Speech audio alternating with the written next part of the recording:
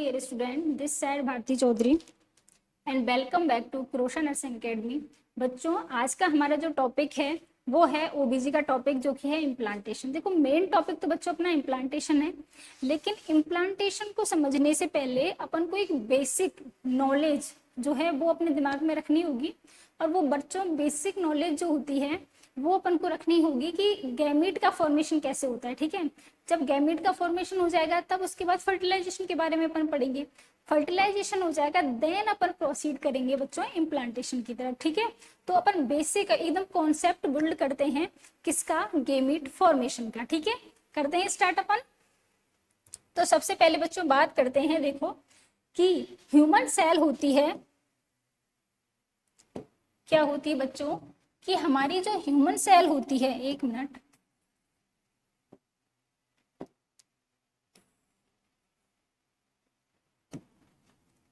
जो बच्चों human cell होती है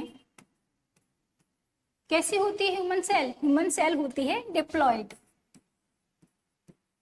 ये तो आपका पता होगा ना, डिप्लॉयड क्या होता है, हैप्लॉयड क्या होता है। ठीक है, जैसे कि अपन 8th क्लास से ही पढ़ रहे हैं, जब से साइंस में रिप्रोडक्शन वाला टॉपिक आया है तब से ही अपन डिस्कस कर रहे हैं इस चीज को कि डिप्लॉयड जो सेल होती है उसको अपन लिखते हैं 2n के, मतलब इस तरीके से सिंबल से रिप्रेजेंट करते हैं। ठीक है, और एक होती है हैप्लॉयड सेल, उसको रिप्रेजेंट करते हैं बच्चों n नंबर से। ठीक है, अब अपन बात करते हैं कि ह्यूमन सेल जो होती है डिप्लॉयड होती है, तो किसी भी ह्यूमन सेल में बच्चों दो टाइप के जो क्रोमोसोम्स हैं वो आपका प्रेजेंट होते हैं। एक तो होता है बच्चों ऑटोसोम,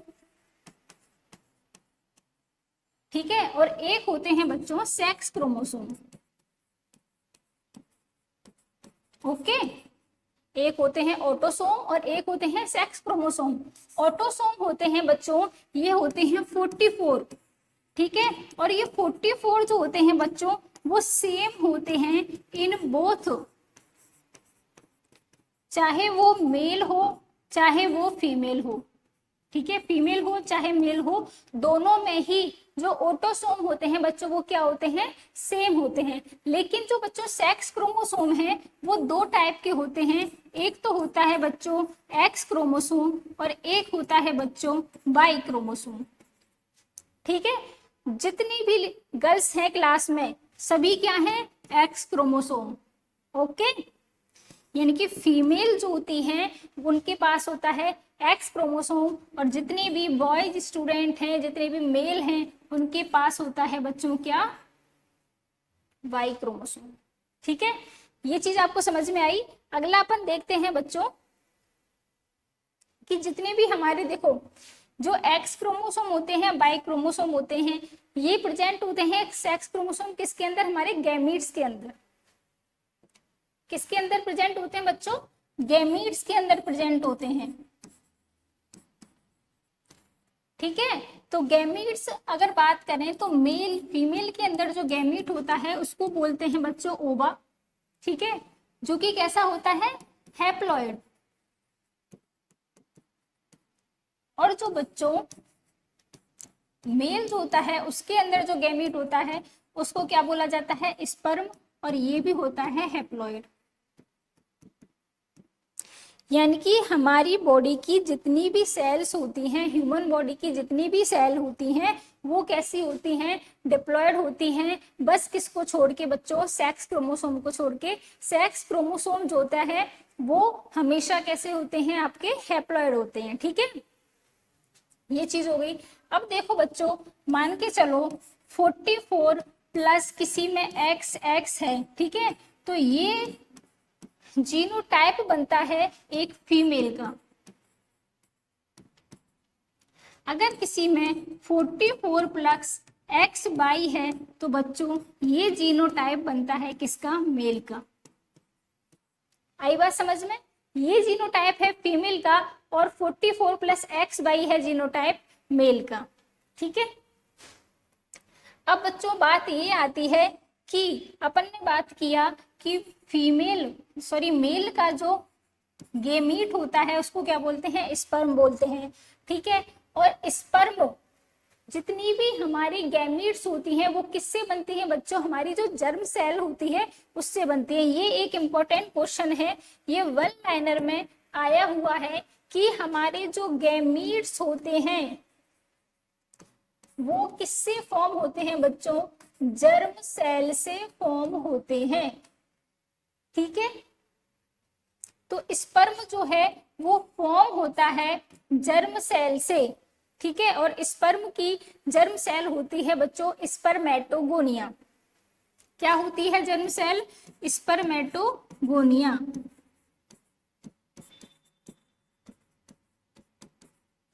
तो स्पर्म की जर्म सेल स्पर्मेटोगोनिया से फॉर्म होने की जो प्रोसेस होती है इसको बोला जाता है बच्चों स्पर्मेटोजेनेसिस। क्या बोला जाता है बच्चों, स्पर्मेटोजेनेसिस।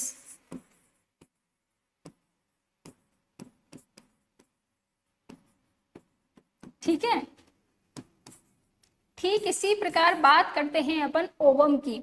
तो ओवम जो है, जो कि क्या है, ओवा जो है या ओवम जो होती है वो क्या होती है, फीमेल गैमीट होती है। ठीक है, और फीमेल की जो जर्म सेल होती है उसको बोला जाता है ऊगोनिया। समझ में आई बच्चों बात। अब इस ओवम की जो जर्म सेल होती है ऊगोनिया, उससे ओवम बनने की जो प्रोसेस होती है उसको बोलते हैं बच्चों ऊजेनेसिस। क्या बोलते हैं, ऊजेनेसिस बोलते हैं। ठीक है, ये तो बेसिक नॉलेज है जो आप सभी को आती होगी, बस मैंने थोड़ा सा रिवाइज करवाया है। बस यहाँ पे एक इम्पोर्टेंट क्वेश्चन है जिसको आपको ध्यान रखना है, वो ये है कि गैमीट का फॉर्मेशन जो होता है वो किससे होता है बच्चों, जर्म सेल से होता है। ठीक है, किससे फॉर्मेशन होता है गैमीट का, जर्म सेल से फॉर्मेशन होता है। अगला आता है बच्चों अपन देखो, अपन यहाँ पे पढ़ेंगे गैमेटोजेनेसिस। ठीक है, गैमेटोजेनेसिस में दो टाइप हैं बच्चों, एक तो है कौन सा, स्पर्मेटोजेनेसिस,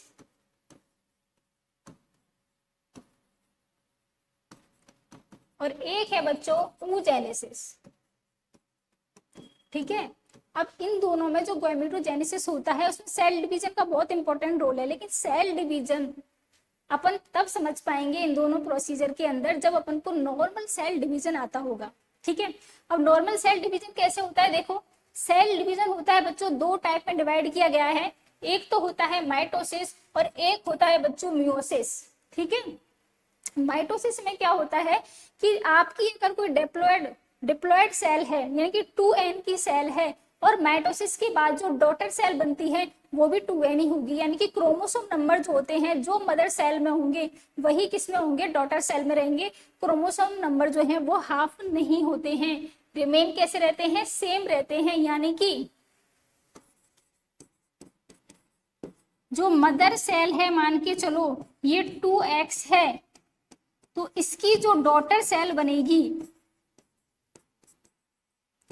डॉटर सेल में भी क्रोमोसोम नंबर कितने होते हैं, 2x ही रहेंगे। ठीक इसी प्रकार अपन बात करते हैं सेकंड टाइप का डिवीजन जिसको बोलते हैं मियोसिस डिवीजन। मियोसिस में जो होता है बच्चों क्रोमोसोम नंबर जो होते हैं कैसे हो जाते हैं, हाफ हो जाते हैं। हाफ कैसे होते हैं, अब ये मियोसिस जो होता है वो भी दो टाइप का होता है, meiosis first and meiosis second. देखो मियोसिस फर्स्ट जो होता है बच्चों इसमें क्रोमोसोम नंबर कैसे हो जाते हैं, हाफ हो जाते हैं, लेकिन मियोसिस सेकंड जो होता है उसमें क्रोमोसोम नंबर कैसे होंगे, सेम होंगे। यानी कि मियोसिस सेकंड जो होता है वो बराबर होता है या सेम होता है माइटोसिस के जैसे, बस डिफरेंस आता है तो मियोसिस फर्स्ट में आता है। ठीक है, मान के चलो कोई मदर सेल है, ठीक है, ये कोई बच्चों मदर सेल है जो 2x है। अब इसमें सबसे पहले क्या हो रहा है, मियोसिस फर्स्ट हुआ, तो जो डॉटर सेल बनती है, मान के चलो डॉटर सेल फर्स्ट बनी, तो इसमें क्रोमोसोम नंबर हाफ हो जाएंगे, x हो जाएंगे। ठीक है, और ये जो डॉटर सेल बनती है दो बनती है इससे। ठीक है, दोनों के क्रोमोसोम नंबर कैसे हो गए, हाफ हाफ हो गए। अब इन दोनों में होगा बच्चों आगे जाके क्या, मियोसिस सेकंड होगा। ठीक है, जैसे ही मियोसिस सेकंड होगा तो ये डॉटर सेल फर्स्ट है, इसकी भी 2 डॉटर सेल बनेंगी और दोनों में क्रोमोसोम नंबर जो अब इसकी मदर सेल ये हो जाएगी ना, तो क्रोमोसोम नंबर सेम रहेंगे। ठीक है, ठीक इसी प्रकार इसकी भी 2 डॉटर सेल बनेंगी और दोनों में क्रोमोसोम नंबर क्या रहेंगे, अपनी मदर सेल के इक्वल रहेंगे। समझ में आई बात? तो इस तरीके से इसमें डिस्ट्रीब्यूशन होता है, डिवाइडेशन होता है सेल डिवीजन के अंदर क्रोमोसोम का। ठीक है, तो सबसे पहले बात करते हैं बच्चों अपन स्पर्मेटोजेनेसिस की। किसकी बात करते हैं? स्पर्मेटोजेनेसिस। देखो बच्चों, स्पर्मेटोजेनेसिस अपन पढ़ चुके हैं। स्पर्म की जो जर्म सेल होती है, जो कि बच्चों स्पर्मेटोगोनिया होती है, उससे स्पर्म बनने की जो प्रोसेस होती है, उस प्रोसेस को ही नाम दिया जाता है स्पर्मेटोजेनेसिस। ठीक है, तो मान के चलो सबसे पहले ये जो है स्पर्म की जर्म सेल है, जो है स्पर्मेटोगोनिया। समझे आप? ये क्या है? स्पर्मेटोगोनिया। ठीक है, जिसमें क्रोमोसोम नंबर क्या है? 44 प्लस XY, यानी कि इसमें 44 तो ऑटोसोम है और एक दो सेक्स क्रोमोसोम है, इसमें से एक X है एक Y है। ठीक है, इसलिए ये क्या है? मेल है।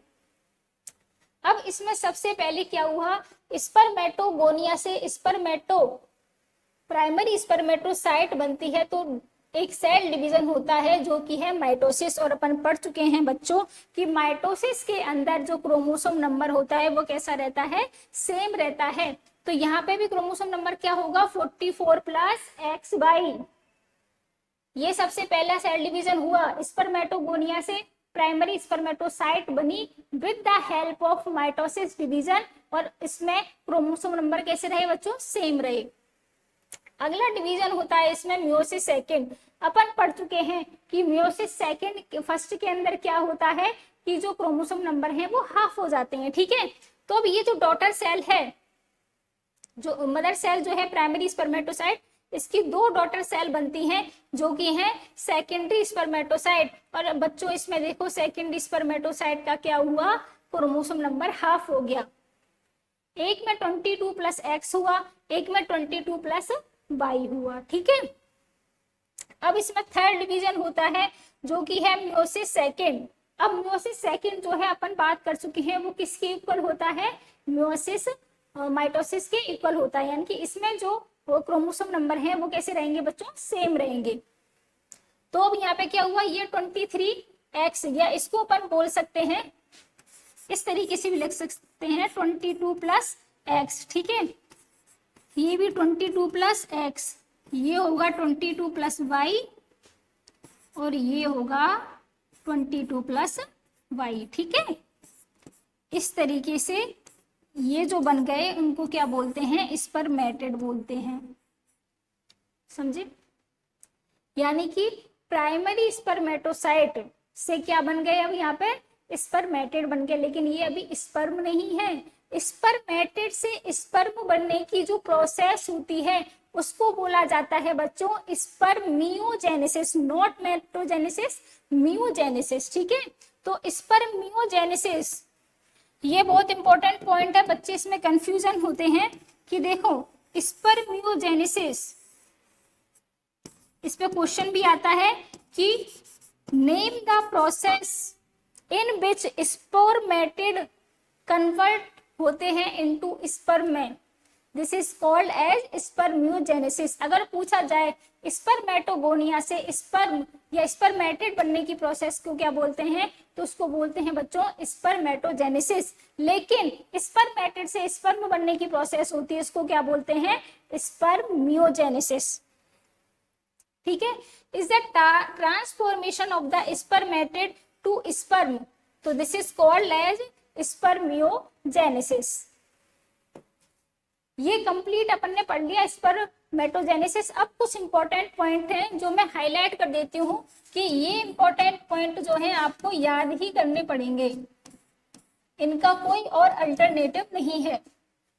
जैसे कि सबसे फर्स्ट क्वेश्चन आता है बच्चों कि वन प्राइमरी स्पर्मेटोसाइट से कितने सेकेंडरी स्पर्मेटोसाइट बनते हैं, कितने स्पर्मेटेड बनते हैं और कितने स्पर्म बनते हैं। ठीक है, तो वन प्राइमरी स्पर्मेटोसाइट से बच्चों दो तो सेकेंडरी स्पर्मेटोसाइट बनती हैं, ठीक है, क्योंकि इसमें क्या हुआ था, यहाँ पे मियोसिस फर्स्ट हुआ था। अगला आता है कि चार स्पर्मेटिड बनते हैं और चार ही क्या बनते हैं, स्पर्म बनते हैं। बिल्कुल याद कर लेना इसको। एग्जाम में क्वेश्चन आता है कि एक आपके पास प्राइमरी स्पर्मेटोसाइट है, तो बताइए उससे आगे जाके कितने स्पर्मेटिड बनते हैं। तो कितने बनेंगे बच्चों, चार बनेंगे। अगला क्वेश्चन है, in which division does chromosome number become half in spermatogenesis. Question ये पूछा जाता है कि स्पर्मेटोजेनेसिस का ऐसा कौन सा डिवीजन होता है, ठीक है, यह किस सेल में डिवीजन होता है जब क्रोमोसोम नंबर हाफ हो जाते हैं। तो देखो बच्चों, अपन ने पढ़ा था कि जब प्राइमरी स्पर्मेटोसाइट कन्वर्ट होती है सेकेंडरी स्पर्मेटोसाइट में, तो क्रोमोसोम नंबर जो होते हैं हाफ हो जाते हैं, क्योंकि यहाँ पे क्या हो रहा है, मियोसिस डिवीजन हो रहा है, मियोसिस फर्स्ट हो रहा है, ठीक है। तो when primary spermatocyte change into secondary spermatocyte, तो ये क्रोमोसोम नंबर बिकम कैसे हो जाते हैं, हाफ हो जाते हैं। अगला क्वेश्चन है बच्चों, ये एक डिफरेंस की टेबल है, जिससे कि आपके दिमाग में ये चीज रहे, आप इसको स्किप ना कर सको, जो कि है कि स्पर्मेटोजेनेसिस की क्या डेफिनेशन है। देखो, the process by which sperm are form from germ cell, और जर्म सेल क्या होती है, स्पर्म की स्पर्मोगोनिया होती है, स्पर्मेटोगोनिया होती है, तो इसको बोलते हैं स्पर्मेटोजेनेसिस, ठीक है। क्वेश्चन अगर आए स्पर्मोजेनेसिस की डेफिनेशन क्या होती है, तो डेफिनेशन होती है the transformation of spermatid to sperm, this is called as spermiogenesis. अगला पॉइंट आता है बच्चों, व्हेन डज स्पर्मेटोजेनेसिस बिगिन। तो स्पर्मेटोजेनेसिस कब बिगिन होता है, जब हार्मोन का लोचा स्टार्ट होता है, ठीक है। जब मेल बॉडी के अंदर हार्मोन का लोचा स्टार्ट होगा, तब स्टार्ट होगा स्पर्मेटोजेनेसिस, और ये कब होता है, पुबर्टी पर जाके होता है, ठीक है। और कब तक चलता है, लाइफ टाइम चलता है, यानी कि एक बार प्रोडक्शन स्टार्ट होना चाहिए मेल में, फिर तो वो लाइफ टाइम चलता है स्पर्म का, ठीक है। और ये प्रोडक्शन स्टार्ट कब से होगा, पुबर्टी से स्टार्ट होगा, और कब तक चलेगा बच्चों, लाइफ टाइम चलेगा, ठीक है। फैक्ट्री है मेल के अंदर स्पर्म बनाने की। अगला आता है कि time taken for spermatogenesis, spermatogenesis के लिए जो टाइम लगता है वो कितना लगता है बनने में, ये होता है 70 to 74 डेज, ठीक है। ये भी आपको याद रखना है बिल्कुल। ये क्वेश्चंस हैं, जितने भी मैं आपके पॉइंट करा रही हूँ ना, ये एग्जाम में पूछे गए क्वेश्चंस हैं। अगला आता है साइज ऑफ स्पर्म, एक स्पर्म का साइज कितना होता है बच्चों, 50 to 60 माइक्रोन होता है एक स्पर्म का साइज। अगला क्वेश्चन है फर्टिलाइजेबल स्पान ऑफ स्पर्म, यानी कि फर्टिलाइजेबल स्पान का मतलब ये होता है एक बार जब स्पर्म जो है उनको इजैकुलेट किया जा चुका है फीमेल की बॉडी में, फीमेल के जेनिटल ट्रैक्ट में, तो स्पर्म में कितने टाइम की कैपेसिटी होती है या कैपेबिलिटी होती है एक फीमेल जो गैमीट होती है, ओवा या ओवम, उसको फर्टिलाइज करने की, कितने टाइम पीरियड तक फर्टिलाइज कर सकता है एक स्पर्म आफ्टर इजैकुलेशन। तो वो टाइम पीरियड होता है बच्चों 48 से 72 आवर का टाइम होता है। कितना होता है, 48 से 72 आवर का टाइम होता है, ओके। ये अपन एक छोटी सी इमेज है स्पर्म की, उसको देखेंगे। ये ऊपर वाला पार्ट होता है बच्चों, ये है हेड, ठीक है। क्या है ये है हेड। इस हेड वाले पार्ट में एक ऊपर की तरफ कवरिंग होती है जिसको एक्रोसोम बोलते हैं। इस एक्रोसोम के अंदर एक एंजाइम प्रेजेंट होता है जो कि होता है हाइलुरोनिडेज एंजाइम। कौन सा एंजाइम होता है बच्चों, हाइलुरोनिडेज एंजाइम होता है, ठीक है, जो कि हेल्प करता है किसको, ओवम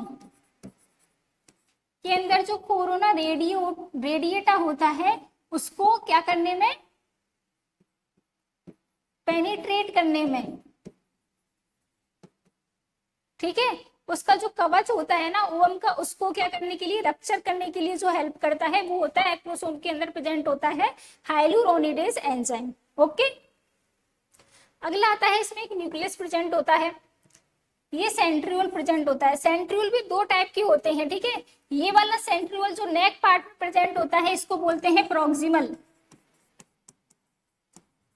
और ये वाला पार्ट जो ये टेल और मिड बॉडी के प्रेजेंट में होता है इसको बोलते हैं डिस्टल या टर्मिनल, ठीक है। और ये मिड वाला पार्ट होता है इसको बोलते हैं बच्चों मिड पीस, और इसके अंदर प्रेजेंट होते हैं माइटोकॉन्ड्रिया, ठीक है। मिड पीस जो होती है या मिडिल बॉडी होती है इसमें माइटोकॉन्ड्रिया प्रेजेंट होने की वजह से इसको बोला जाता है पावर हाउस ऑफ स्पर्म, यानी कि स्पर्म जो मूव करता है, आपको पता है स्पर्म कितनी स्पीड से मूव करता है, आप उस स्पीड का अनुमान नहीं लगा सकते कि कितनी स्पीड होती है स्पर्म जब मूव करता है। तो स्पर्म को मूव करने के लिए उसको जो एनर्जी मिलती है वो एनर्जी मिलती है इस माइटोकॉन्ड्रिया से, ठीक है, जो कि मिडिल पार्ट में होता है। इसलिए मिडिल पार्ट जो होता है उसको बोला जाता है बच्चों क्या, पावर हाउस ऑफ स्पर्म, ठीक है। फिर ये टेल वाला पार्ट होता है इसको एक और नाम दिया जाता है एक्सियल फिलामेंट। ये है स्पर्म का पूरा डायग्राम। अब अपन बात करते हैं बच्चों oogenesis की। जिस तरीके से अपन ने स्पर्मेटोजेनेसिस पढ़ा उसी तरीके से अपन बात करते हैं oogenesis की। oogenesis क्या होती है, फीमेल जो गैमीट होता है ओवा, ठीक है, उसको बनाना है किससे, जो जर्म सेल होती है ऊगोनिया, फीमेल जर्म सेल होती है ऊगोनिया, उससे ओवा या ओवम बनाने की ये जो प्रोसेस होती है इस प्रोसेस को ही बोला जाता है oogenesis, ठीक है। क्लियर है आप सबको। लेकिन बच्चों ये जो oogenesis प्रोसेस होती है ना वो स्पर्मेटोजेनेसिस जितनी है ना आसान नहीं होती, क्योंकि अपन को पता है कि फीमेल जो मेल होती है या जो लड़के होते हैं बहुत सीधे होते हैं, लड़कियां बहुत टेढ़ी होती हैं। तो इसी तरीके से फीमेल की बॉडी के अंदर जो भी प्रोसेस चलती है वो भी कॉम्प्लेक्स प्रोसेस होती है, ठीक है।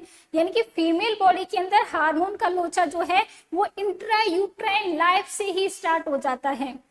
मेल के अंदर तो बर्थ के बाद भी पुबर्टी से स्टार्ट होता है, लेकिन फीमेल के अंदर जो है कब से स्टार्ट हो जाता है बच्चों, इंट्रा यूट्राइन लाइफ से स्टार्ट हो जाता है। यानी कि जब वो मदर के वो यूट्रस में होती है फीमेल चाइल्ड तभी से स्टार्ट हो जाता है। तो वो कैसे स्टार्ट होता है, देखो सबसे पहले oogonia जो कि क्या है, फीमेल जर्म सेल है, ठीक है, उसमें माइटोसिस होता है। लेकिन ये माइटोसिस कब होता है, इंट्रा यूट्राइन लाइफ में ही होता है। माइटोसिस कब होगा, इंट्रा यूट्राइन लाइफ में, ठीक है। माइटोसिस हुआ तो oogonia में माइटोसिस हुआ और प्राइमरी oocyte बन गई, ठीक है। अब प्राइमरी oocyte से अगली बनती है सेकेंडरी oocyte और इसमें होता है मियोसिस फर्स्ट, ठीक है। लेकिन ये मियोसिस फर्स्ट होता तो स्टार्ट तो हो जाता है लेकिन अरेस्ट हो जाता है, रुक जाता है। किस फेज में, प्रोफेज फेज में रुक जाता है इंट्रा यूट्राइन लाइफ में। लेकिन जैसे ही बर्थ के बाद पुबर्टी आती है और फीमेल की बॉडी में हार्मोन का लेवल जो होता है वो एकदम पीक पर हो जाता है और उसमें भी FSH एंड LH हार्मोन का लेवल एकदम पीक पर हो जाता है। तब ये जो डिवीजन होता है मियोसिस फर्स्ट का प्रोफेज जो कि यहाँ पे रुका हुआ था ये क्या हो जाता है बच्चों, कंप्लीट होता है एट पुबर्टी पर आकर, ठीक है। कंप्लीट हो गया पुबर्टी पर आकर। अब क्या होगा, अपन को पता है प्राइमरी oocyte से क्या बनेगा, सेकेंडरी oocyte बनेगा। लेकिन स्पर्मेटोजेनेसिस में तो 2 स्पर्मेटोसाइट बन रही थी, लेकिन यहाँ पे क्या होगा, एक तो सेकेंडरी oocyte बनेगी और एक बनेगी बच्चों फर्स्ट पोलर बॉडी, जिसका कोई काम नहीं है हमारी बॉडी में। काम की तो बस एक ही है जो कि है सेकेंडरी oocyte, समझे। अब देखो सेकेंड oocyte में क्या हुआ, क्रोमोसोम नंबर हाफ हो गए प्राइमरी oocyte से, सेम स्पर्मेटोगोनिया की तरह, जेनेसिस की तरह, ठीक है। अब अपन क्या करेंगे, अब इसमें होगा मियोसिस सेकेंड। म्योसिस सेकंड जो कि सेम होता है माइटोसिस की तरह, यानी कि उसमें सेल डिवीजन जो है या क्रोमोसोम नंबर जो है वो कैसे रहेंगे, सेम रहेंगे। ठीक है, तो ये म्योसिस फर्स्ट भी स्टार्ट हो जाता है पुबर्टी के अंदर, लेकिन ये भी क्या हो जाता है बच्चों, रुक जाता है, अरेस्ट हो जाता है। लेकिन ये जो म्योसिस सेकंड है अरेस्ट हुआ किस फेज में, मेटाफेज में, मेटाफेज स्टेज में यहाँ पे ये रुक जाएगा, रुक गया। ठीक है, अब जैसे ही फर्टिलाइजेशन होता है तो फर्टिलाइजेशन के टाइम पे क्या होता है, ये म्योसिस सेकंड कंप्लीट होता है। म्योसिस सेकंड कंप्लीट होगा तो क्या बनेगा बच्चों, एक तो बनेगा ओवा जिसको बोला जाता है फीमेल प्रोन्यूक्लियस, और एक बनेगी सेकंड पोलर बॉडी। ठीक है, इसका मतलब एक oogonia से कितने फीमेल ओवम बने, कितने फीमेल प्रोन्यूक्लियस बने, या कितने ओवा बने, केवल एक बना। ठीक है, और जबकि स्पर्मेटोसाइट में अगर बात कर रहे थे तो एक स्पर्मेटोगोनिया से कितने स्पर्म बन रहे थे बच्चों, 4 बन रहे थे। ठीक है, तभी तो फीमेल रेयर होती है, फीमेल की एक ओगोनिया से केवल एक ही ओवम बन रहा है, जबकि मेल के एक स्पर्मेटोगोनिया से कितना बन रहा है, 4 स्पर्म बन रहे हैं। ठीक है, आ गया समझ में, तो इस तरीके से ये डिवीजन चलता है।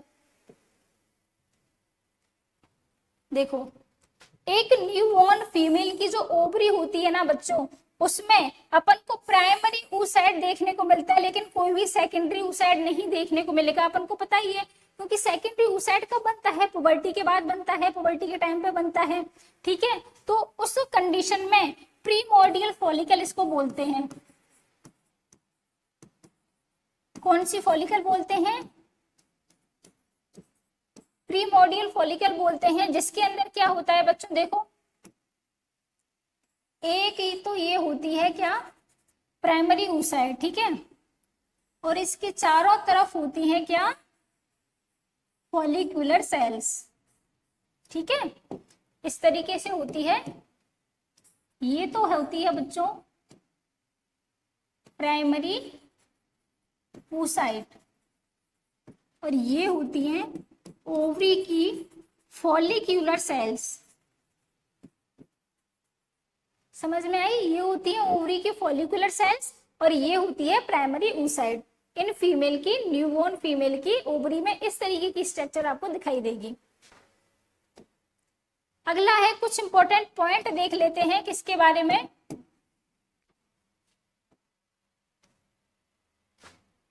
oogenesis के बारे में। ठीक है बच्चों, सबसे फर्स्ट है कि ये क्वेश्चन यहाँ से पूछा ही जाता है, अपन को बिल्कुल याद रखना है कि 5th month of intra uterine life, यानी कि जब एक फीमेल अपनी मदर के यूट्रस में 20 वीक की होती है, तब उसके अंदर फॉलिकल्स कितने होते हैं ओवरी में, तो होते हैं बच्चों 6 to 7 मिलियन। देख रहे हो अमाउंट, 6 to 7 मिलियन होते हैं। ठीक है, लेकिन जैसे ही at the time of birth होता है, तब कितने रह जाते हैं, रिडक्शन होते होते 1 से 2 मिलियन रह जाते हैं। लेकिन जैसे ही एक फीमेल पुबर्टी तक पहुंचती है, तब इनकी संख्या कितनी रह जाती है, 4 to 5 लाख हो जाती है, और इनमें से केवल 400 से 500 ही फॉलिकल जो है वो मैच्योर होती है अपने पूरे एंटायर लाइफ टाइम में। ठीक है, क्योंकि अपन को पता है कि फॉलिकल कब मैच्योर होगा, जब एक फीमेल पुबर्टी के बाद मतलब अपना जो मेंस्ट्रुअल साइकिल होता है, तो एक मेंस्ट्रुअल साइकिल में एक ही ओवा रिलीज होगा, यानी कि एक ही ओवा मैच्योर होगा। ठीक है, तो एक फीमेल में कितने मेंस्ट्रुअल साइकिल होते हैं, स्टार्ट हो जाते हैं menstrual cycle about 15 to 16 year.